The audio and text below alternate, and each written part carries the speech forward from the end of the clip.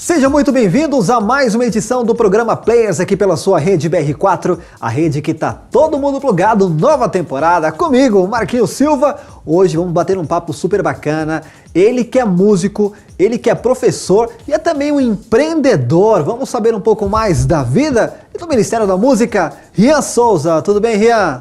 Bem, Marquinhos, prazer estar aí. Seja muito bem-vindo ao programa Players. Obrigado. Por que contrabaixo, cara? O que te chamou a atenção no contrabaixo? Cara, o contrabaixo foi engraçado, mas assim, a maioria das histórias que os baixistas contam é que a maioria conta assim, começou na guitarra, né? Aí tinha um baixo lá, não tem ninguém pra tocar, o cara foi, pegou, começou a estudar.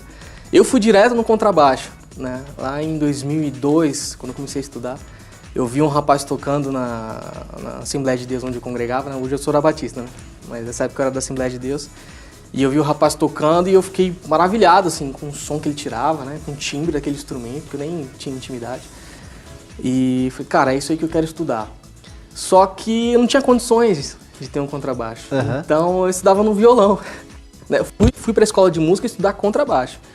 Mas eu estudava no violão. Aí eu arranquei as duas primeiras cordas, a mizinha e assim. Fica a dica aí, gente. Fica a dica pra quem não tem dinheiro, né? Peguei o violão, bicho, e arranquei as duas primeiras cordas e fiquei estudando contrabaixo no violão. E depois eu ganhei um contrabaixo Golden, né? Custou R$490, lembro até hoje. E um baixo de 5 cordas, né? Um verde, bonitão, né? Eu achava lindo. E aí comecei a estudar, e aí fui pegando gosto, fui conhecendo a sonoridade do contrabaixo. O professor que fala que é o responsável por tudo isso, eu, Edson Magrão, um abraço, que é o responsável por tudo isso, tá? Que é o cara que me incentivou. Sim. E ele começou a me apresentar o timbre do instrumento. Cara, ouve esse cara aqui, ouve o Jaco Pastores, ouve o fulano, ouve o ciclano. E, cara, eu fui ficando cada vez mais apaixonado pelo contrabaixo, a ponto de... Chegava na escola, cheguei a ficar 5 horas estudando. Teve um dia que eu fiquei 8 horas estudando contrabaixo, pelo amor, a paixão, né, que eu senti pelo instrumento, que eu sou até hoje, né? Que bacana. E aí não largou mais, né? Você toca desde 2012, toca apenas contrabaixo ou tem algum outro instrumento também que você toca? Eu toco violão, né, guitarra, arranho um pouco a batera, mas isso é por conta de gravar bastante, de tocar bastante, né? A gente acaba trabalhando com muito músico profissional, muito músico bom, e eu sou muito aquele cara fuceiro, né? Eu sou muito curioso, né? Mano, como é que faz essa levada aqui? Como é que você fez isso? Eu sou muito disso, eu sou muito criança, assim. Autodidata, né? Muito. E sempre fui assim, né? Sempre fui curioso, sempre quis... Assim, eu perdi meu pai com 6 anos de idade, né? Então, isso me obrigou a tomar muitas atitudes na minha vida, né? Sim. De ir correr, ir atrás e fazer, tomar atitude, não esperar pelos outros. Então, fui muito de ver uma coisa, gostar e eu ir atrás fazer, sabe? Mas eu toco guitarra, violão por conta que, como eu estudei harmonia, então eu estudava mais no violão do que no contrabaixo, né? Então, eu acabei estudando muita harmonia no violão, na guitarra também, algumas coisas, na batera arranho um pouco e... A gente vai seguir. É isso aí, toca um pouquinho de tudo, na verdade, né? Acabou tocando um pouquinho de tudo. Mas me diga uma coisa, Rian, em que momento você percebeu em que a música começou a entrar na sua vida, mas de uma forma mais profissional?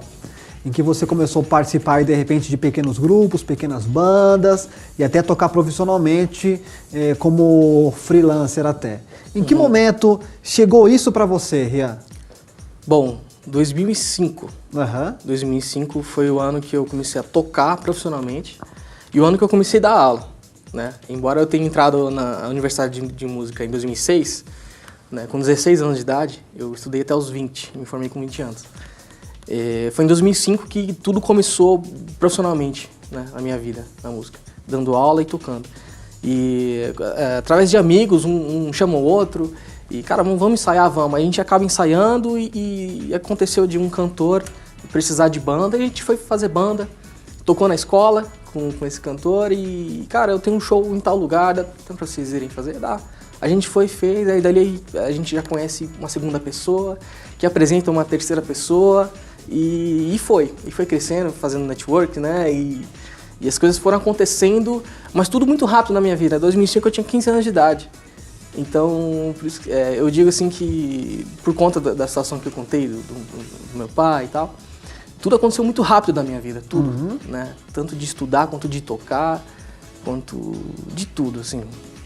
Foi muito legal esse período, nessa fase, esse ano 2005, 2006, 2007, 2008, assim, foi o ano que eu mais aprendi, né, de estudar e de tocar, né, na noite, nas igrejas. E aprendi muito com muita gente, né? Legal. De repertório, de tudo. Que bacana. Trocou bastante figurinha nesse período aí. Muito, nossa. Conheci muita gente legal, né? E sempre aprendendo, né? Como eu falei, eu sou ainda muito curioso, né? E nessa época muito mais, né? Conhecendo o instrumento. Então eu perguntava tudo, né? Tinha um repertório. Quem que é esse cara, esse baixista aí? Que eu não conhecia, não tinha informação. Não tinha internet, né? A internet ainda, negócio de YouTube, tava no início, né? Bem escasso ainda, né? Muito, muito. Tanto que, saindo um pouco, assim, quem tinha, por exemplo, um disco, né? Tinha um disco do Jaco Pastorius, baixista. Cara, eu furava aquele disco, de tanto ouvir, porque não tinha YouTube, né? Não tinha e tal. Sim. Então, era muito legal. Você dava, acho que, mais valor, né? As coisas. E eu sempre fui muito de perguntar, cara, quem que é esse baixista dessa banda? Quem que é o guitarrista dessa banda? Que legal. Né? Buscar uma referência até, né? Fica até a dica pra galera aí, né? Na verdade, Sim. Tem que se dedicar como você se dedicou, como você estudou, buscou. O legal também é você querer aprender também, né? Que eu acho que é interessante. Mas eu acho que você também estar aberto a conhecer é muito importante também, que você pega novas referências, né? Sim. Até já aproveitando, Rian, em relação a isso, né? Você falou desse músico que você ouvia. Quais são as suas referências? O que você ouve e o que você ouvia lá no começo? Cara, a lista é grande. A lista é grande. Prepara papel e caneta aí, gente. Prepara aí, pega aí. Cara, assim, eu tenho que separar por estilos. Porque muita referência. E eu sou um cara que eu não escuto só baixista. Né? Pra ser muito sincero, eu escuto pouco baixista em relação aos outros instrumentos que eu escuto. Sim. Né? Mas isso por quê? Isso é porque é mais coisa sua ou porque você consegue encontrar outros elementos musicais nesses outros estilos aí?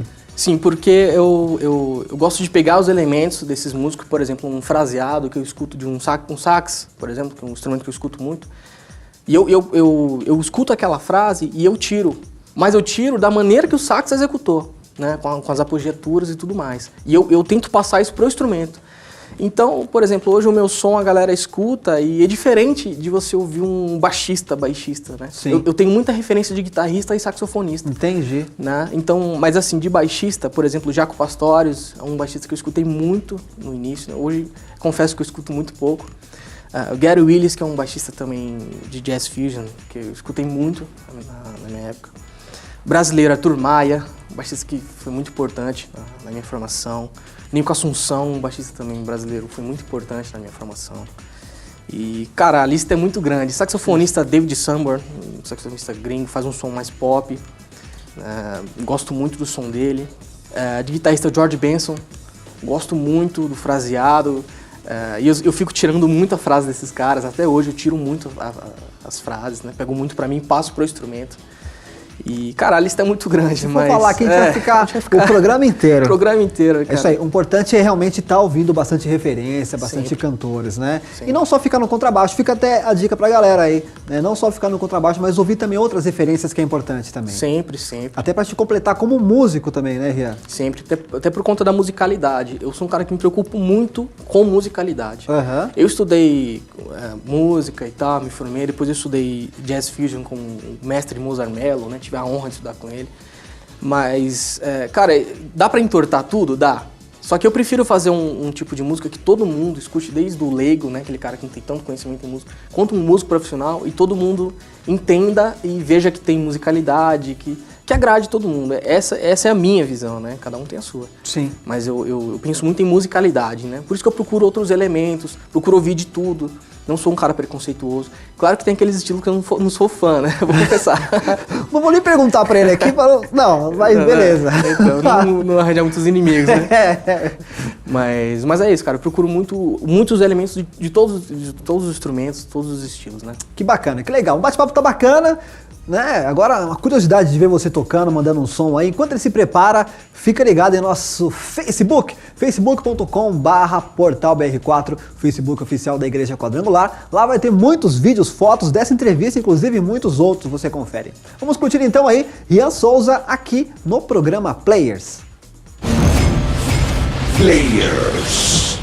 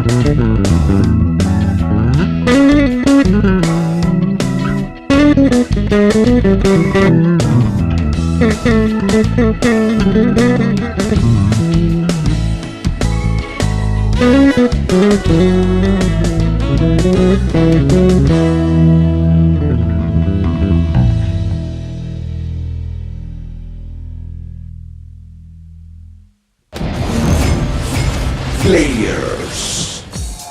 Rede BR4, o programa Players, batendo um papo super bacana com o contrabaixista Rian Souza aqui nos estúdios da BR4, ele que é de São Paulo, né, Rian? São Paulo, Zona Leste. ZL, é isso aí. Fala um pouco das parcerias, hoje você toca com quem e já tocou com quem, Rian?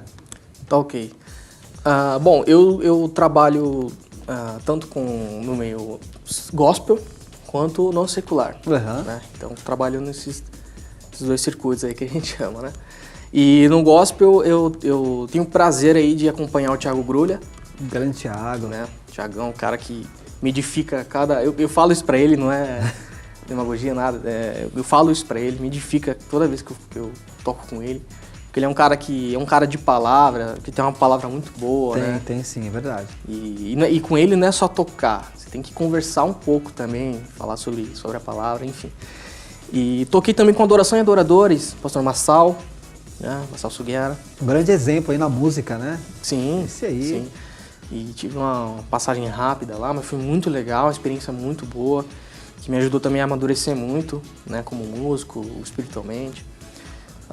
No secular eu já fiz muitas coisas, fiz DVD com o pessoal do sertanejo, tem um trabalho de estúdio muito forte também, né? E a gente vai seguindo. Eu sei que você é professor também, Sim. Né? Você dá aula desde quando? Eu dou aula desde 2005 e dei aula em muitas escolas de música, né? Hoje eu dou aula só particular e via Skype. Né? Tem um curso online também, já fazendo a propaganda. Mas esse período de escolas, né? Acho que umas 5, 6 escolas de música eu dei aula. Já há mais de 10 anos já Sim. Já tem uma experiência boa, né? Sim, sim. Me ajudou muito dar aula em escola de música. Ajuda muito, porque são muitos alunos diferentes, muitas situações diferentes. Sim. E a aula é uma coisa interessante porque cada um aprende de uma maneira. Às vezes você pega um método, né? Mas acontece que aquele cara ele não aprende da velocidade que está aquele método, né? Na sequência que está aquele método. Às vezes você tem que acrescentar, você tem que passar numa velocidade maior as coisas, os assuntos, que tem gente que capta mais rápido, tem gente que demora mais. Entendi. Né? Então isso me deu uma baita experiência nesse ramo de aulas. Muito legal também, esse período de escolas e hoje só particular. É muito legal dar aula, você aprende, né? Sim. Você não ensina, você aprende mais do que ensina, na verdade, né? Sim, e você dá aula para crianças e adultos também? Sim, embora hoje assim o meu público é mais adulto, né? Mais o jovem adulto, né? Dei aula para crianças também. Só que crianças já você tem que ir mais devagar, né? Mas com o tempo, né? Mas eu vou falar uma coisa, a criança ela é mais dedicada, a criança. Aquele negócio novo para ela, tem mais tempo, né? Cabecinha mais fresca. Chega a ter mais dedicação do que um adulto, né? Que tem um monte de problema, né? Enfim, mas é muito legal trabalhar com os dois, dar aula pros dois, é muito legal. É isso aí. Você como professor, se você fosse indicar um contrabaixo hoje para comprar, até para fazer um comparativo, sei que contrabaixo tem desde, sei lá, R$1.000 até 50, 30 mil reais, mas você indicaria qual para quem está começando, uma faixa de preço interessante, para de repente a pessoa comprar um contrabaixo bom, uma relação aí custo-benefício? Tá, bom, aí a gente tem que entrar em valores, né? Que depende do quanto o cara pode gastar. Tem contrabaixos desde o que eu paguei na época de R$490 num Golden, até, por exemplo, um Fender aí de R$7.500, R$8.000. Entendi. Depende muito do bolso do cara. Mas um custo-benefício, por exemplo, você vai encontrar aí baixo Tajima, baixo Kurt, né? Ibanez, Strindberg, Washburn, são marcas custo-benefício, né? Não são baixos assim, top de linha, mas também não são baixos trapo, né? Pedaço de madeira com corda, né? Entendi, que são os baixos que você de repente indica até para os seus alunos lá. Sim, sim. Para querer comprar o primeiro contrabaixo, né? Sim, com certeza. Um contrabaixo feito no luthier, você acha que fica mais caro? Né? Não tô aqui contra o luthier, nada disso, mas é aquela coisa de você fazer um contrabaixo ali, uma peça única, na verdade, né? Sim. Bom, depende das peças que você vai colocar no contrabaixo, né? Se você colocar uma tarraxa Gotô com captação MG ou Bartolini, a junção dessas peças pode ser que deixe o baixo um pouquinho mais caro. Só que assim, vai dos acessórios que você quer colocar no seu contrabaixo, na verdade. Sim, né? só que em contrapartida você tem um baixo com uma qualidade super top, né? chega a bater de frente com instrumentos caros, por exemplo, como o Fender, você consegue bater de frente com esses instrumentos e pela metade do preço. Né? Se você for comprar um contrabaixo custo-benefício, por exemplo, é mais barato? Porém o baixo de luthier você consegue montar do jeito que você quer. Eu quero captação X, montar racha X, madeira X, a qualidade fica... O preço fica maior? Fica, mas a qualidade fica Mas fica do seu jeito, na verdade, né? Na verdade, assim, né? De repente, é mais pra músico mesmo, quando o cara já sabe o que quer, né? Olha, eu quero produto X, eu quero Y. É mais interessante, de repente, ir no luthier, gasta um pouco mais, mas faz algo mais parecido com o que você quer, né? Um timbre que você quer. Um timbre que você quer, na verdade. E falando em timbre, já aproveitando aí esse gancho, que estilo que você mais gosta de tocar? Sei que você, como músico, tem que tocar todos os estilos, mas tem um que você mais curte, que te chama mais atenção, Rian? Cara, tem. Eu gosto muito de groove, né? Ultimamente eu tô escutando muito Jazz Fusion, que foi o último curso que eu fiz com o Mozarmello e tal. Eu já gostava e depois de ter feito o curso eu... se apaixonou. Você começa a ouvir com outros olhos, vamos dizer assim, né? Me apaixonei pelo Fusion, é o que eu mais escuto hoje. Mas eu gosto muito de groove, de soul, até pelo início, né, 2002. Eu escutava muito groove soul, templo soul, né? Então isso me influenciou muito, né? Eu escuto muito Motown, gravadora Motown e tal. E tirava aquelas linhas de baixo, aquele baixão na cara, pesado, né? Com bastante ghost note, nota fantasma e tal. Cara, eu sou apaixonado por isso, né? Mas eu gosto de tudo, né? Gosto de tudo. Gravaria tudo, gravo de tudo em estúdio. Sim. Mas o estilo preferido é mais groove, soul, pop, esse estilo. É isso aí. Assim. Então, vamos dar uma palhinha aí, Rian? Bora. Uma palhinha pra gente? Vamos tocar aí uns estilos aí pra gente conhecer um pouco mais você tocando aí essa miscelânea de estilos que a gente tem na música. Por exemplo, no groove, o que é muito característico no contrabaixo, né? É o que a gente chama de ghost note, que é essa nota fantasma, né? Porque uma coisa é eu fazer um groove quadrado, que a gente fala, né? Por exemplo...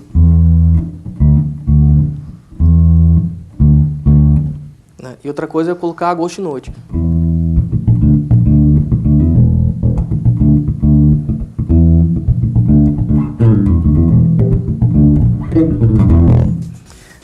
É dar o swing na música, dar o né? swing, que a gente fala, dar o molho, né? Daquela vida pro groove, né? Aí você pode passar por vários estilos. O interessante é que parece que cada estilo, o baixo ele tem uma característica, sabe? Tem uma linha de contrabaixo específica, né? Sim. Um reggae, por exemplo, o contrabaixo é muito no contratempo, por exemplo, né? Então você tem...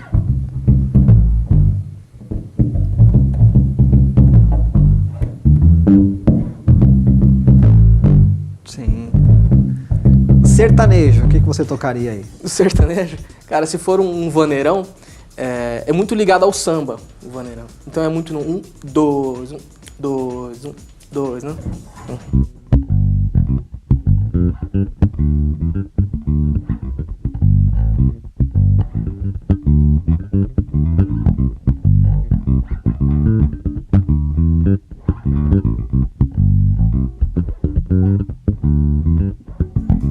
É isso aí, algo de heavy metal. Vamos lá, vou pedindo aqui aleatoriamente, vou deixar na mão dele. O heavy metal, eu já tenho que mudar o timbre aqui. Você vê que tem esse negócio de timbre, né? Nos estilos. O heavy metal, por exemplo, já é uma coisa mais assim... O baixo já é um pouco mais brilhante, né?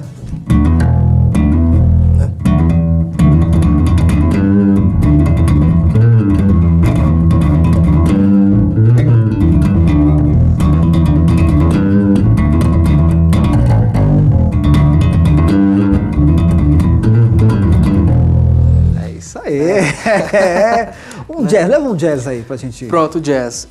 Vou mudar o timbre novamente. Sim. Já aquele timbre um pouco com menos brilho, né? Mais médio. E a gente toca aqui no braço, que é pra deixar um som um pouco mais macio, simulando um contrabaixo acústico, né? Que é aquele timbre sem brilho, né?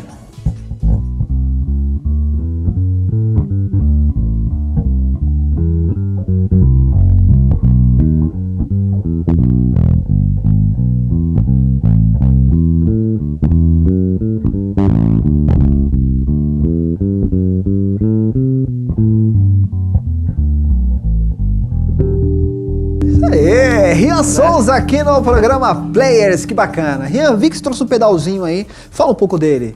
Tá, na verdade, esse é um pedal que eu uso muito em aula, né, e também nos vídeos que eu faço na internet, no Facebook, umas transmissões que eu faço. E eu uso ele muito para aula para dar muita dica, né? Passo muita dica de improvisação. Eu deixo sempre muito claro que eu não sou um cara... Eu não vivo de música instrumental. Tem uns baixistas que vivem de música instrumental. Eu tô mais para esse lado de ensinar o cara. Ensinar o cara como funciona, como improvisar. Porque como eu estudei e eu sei o caminho das pedras, eu quero ensinar o cara esses caminhos. Entendi. Então eu acabo usando o looping para... eu gravo um acorde, gravo uma linha de baixo e passo uma frase, mostro como que você pode dar fazer um outside, né, que é um termo mais jazzístico. Como que você pode improvisar dentro dessa harmonia, por exemplo, né? Entendi. Então você aproveita, dá uma dica pra gente, como você é professor também, o que você pode passar aí de novidade pra galera aprender aí em casa? Tá, então vamos lá. Eu vou dar um exemplo aqui dentro de uma escala que é a mais famosa, né? Que é a tal da escala pentatônica. E muita gente tem preconceito com essa escala, né? Pô, escala pentatônica, clichê, né? Cara, eu não penso nesse negócio de clichê, não. Pra mim, música é música. B.B. King fez a carreira com 5 notas, que é a pentatônica, e todo mundo respeita. Eu acho que o importante é o som que você tira com essa escala, independente da escala. Se é uma escala de 5 notas, se é uma escala cheia de notas, se é outside, se é torto, se não é, pra mim não interessa. Pra mim é o som que você tira com ela. Então eu vou dar um exemplo aqui, por exemplo, vou pegar um Mi mesmo, a escala pentatônica, muitos conhecem, é uma escala menor, né? Que é muito usada aí no soul, inclusive, né? Muito no blues, né? A sonoridade dessa escala, eu peso muito nisso, sonoridade. Escala pra mim é sonoridade, né? E existem muitas escalas, só que cada escala tem a sua sonoridade. Então se eu quero uma sonoridade blues, eu tenho a escala própria para sonoridade blues. No caso é a pentatônica, né? Então vou gravar aqui Vamos lá. uma basezinha.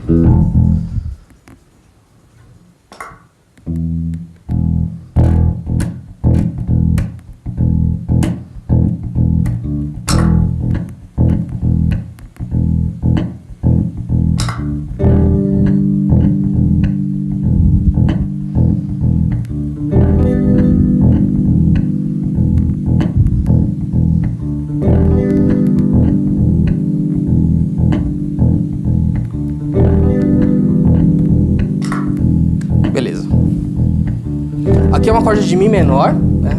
Tem groove, tem harmonia, e eu vou improvisar em cima desse playback, dessa harmonia aqui, tá?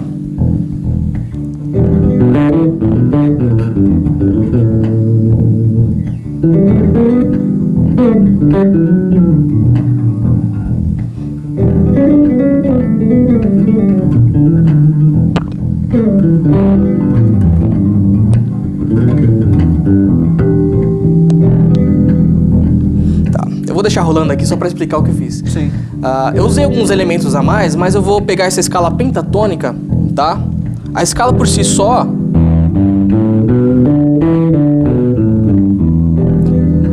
vai ser isso aqui, a galera que já conhece, tal, já sabe como funciona.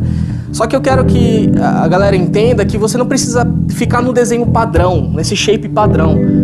Para você ganhar sonoridade nova, você tem que fazer desenhos novos. Você tem que parar em lugares novos, não começar na tônica, no primeiro grau e parar na oitava. Isso não é regra.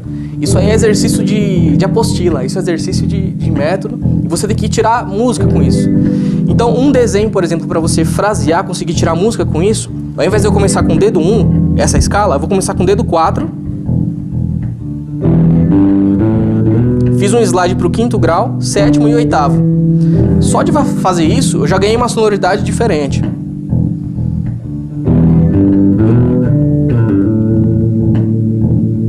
Eu parei em outro lugar que não o 1º grau e nem 8ª. Eu parei em outros graus. Isso me dá uma sonoridade diferente. Pode ser a mesma escala, eu vou parar em lugares diferentes.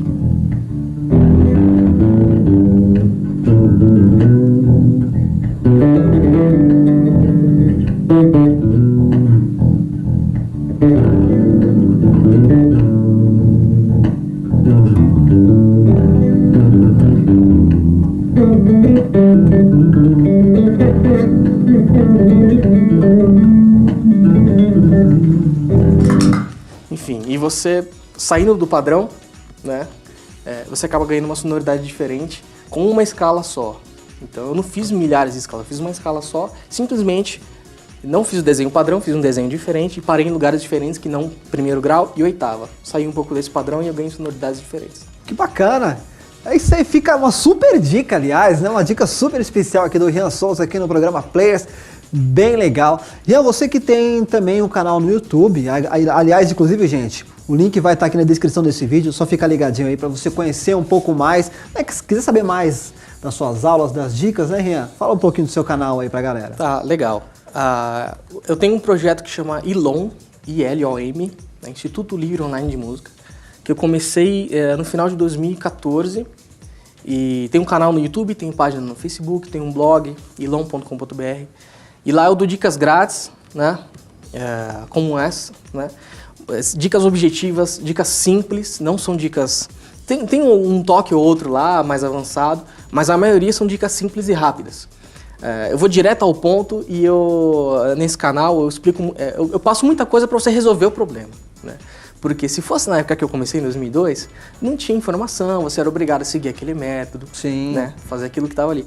Hoje, cara, com a internet, não tem por que você ficar enrolando mais, sabe? Eu já comprei muita briga já em escola de música, nesse negócio de internet, de falar, cara, pra que ficar enrolando, pegar um método, ficar enrolando o cara 1 ano pra passar uma escala, 2 anos, ficar enrolando 3 escalas.